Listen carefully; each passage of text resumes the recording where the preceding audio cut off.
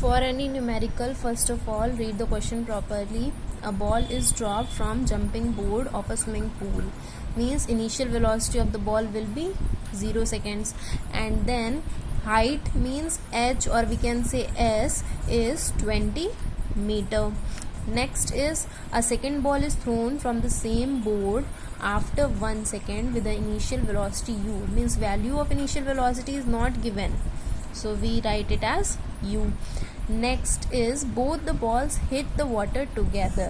Means जब एक ball और दूसरी बॉल भी फेंके गए हैं बट दोनों के फेंकने का टाइम दूसरा दूसरा है और वो साथ में वहाँ पहुँच रहे हैं, तो इसका मतलब है कि उनकी स्पीड में कुछ डिफरेंस रहा होगा, यही तो होगा. तो what was the initial velocity which with the second ball was thrown. तो हमें सेकेंड बॉल की इनिशियल वेलोसिटी भी फाइंड करनी है. And next is do they hit the water with the same velocity. तो no, they do not hit the water with the same velocity. ठीक है, we know that, but we have to explain our answer. Means we have to tell the explanation also that what was the final velocity of the first ball and the second ball. See in this figure, board is this from where the swimmers jump. So from here both the balls was thrown. Next is for the first ball, initial velocity u is equals to 0.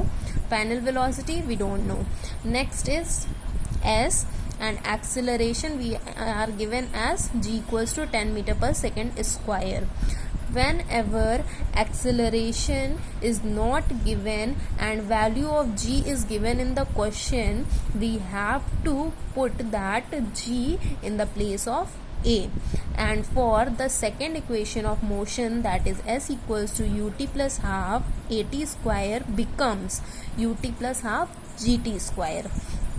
Now put the values of s and initial velocity and g and time.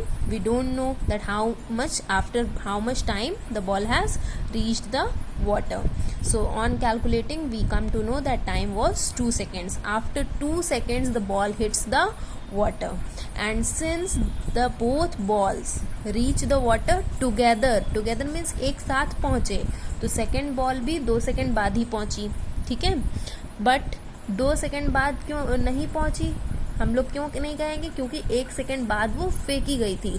तो 2 - 1 equals to 1 second. ठीक है, time दोनों को पूरा same exactly लगा, but हमने क्योंकि second ball 1 second बाद भी जो है फेंकी थी, इसलिए 1 सेकेंड उसमें से माइनस कर दिया. Next, since we know time, since we know s that is 20 metre, same board से फेंकी गई थी, तो हमारा अब यहाँ पे जो इनिशियल वेलोसिटी हो जाता है वो क्या हो जाता है, 20 into u into 1 plus half into g की वैल्यू इंटू टी का स्क्वायर. और यहाँ से हमें पता चलता है कि जो u की वैल्यू है वो क्या है, 15 मीटर पर सेकेंड है, मतलब इनिशियल वेलोसिटी क्या है. अब इसके बाद हमारे पास इक्वेशन फर्स्ट है, v is equals to u plus a T.